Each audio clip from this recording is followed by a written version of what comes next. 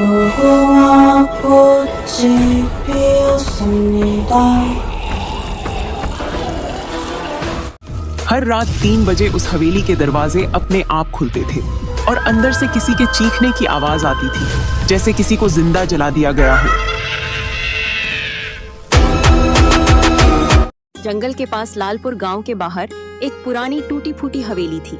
लोगों का मानना था कि वो हवेली कब्रिस्तान के ऊपर बना हुआ है, इसीलिए किसी की हिम्मत नहीं होती थी वहां जाने के लिए, क्योंकि रात के 3 बजे वहां से जलती हुई आत्माओं की चिल्लाने की आवाज आती है। गांव के बच्चों को हमेशा ये हवेली किसी भूतिया खेल की तरह लगता है, लेकिन अर्जुन नाम का एक साहसी लड़का रहता है। वह सभी लोगों को मदद करता रहता है। एक दिन अर्जुन को अपने छोटे भाई राजू की चिल्लाने की आवाज आती है। भैया बचाओ। वो हवेली के पास जाने लगता है। देखता कि राजू हवेली के अंदर जा चुका है। भाई को बचाने के लिए अंदर जाने लगता है। हवेली के अंदर उसे एक पुराना घड़ी दिखाई देता है, जिसकी सुई हमेशा रात 3 बजे पर अटक जाती है।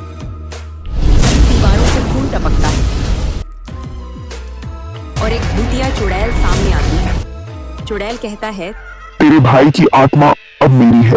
इस हवेली की आग बुझती नहीं, ये रूहों से जलती है। अर्जुन डरते डरते अपने पिताजी की दी हुई ताबीज निकालता है।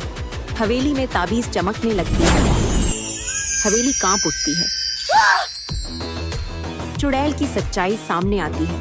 वो एक शापित आत्मा है, जिसे 100 साल पहले गांव वालों ने जिंदा जलाया है, क्योंकि वो तांत्रिक विद्या से बच्चों की आत्मा चुरा लेती है।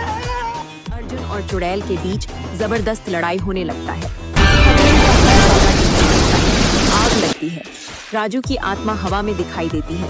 वो अर्जुन से कहता है, भैया डरना मत, ताबीज को उसके दिल पर मत। अर्जुन ताबीज को चुड़ैल के सीने पर रख देता है। एक भयंकर चीख के साथ वो चुड़ैल जलकर राख हो जाती है। घड़ी की सुई अब 3 से आगे बढ़ने लगता है। अर्जुन और राजू जिंदा लौट आते हैं। गांव वालों को पता चलता है कि हवेली में कोई भूत नहीं बचा है। अर्जुन को गांव का हीरो मान लिया जाता है। अर्जुन मुस्कुराकर कहता है, भूत डराते हैं, लेकिन सच्चाई उन्हें मिटा देती है।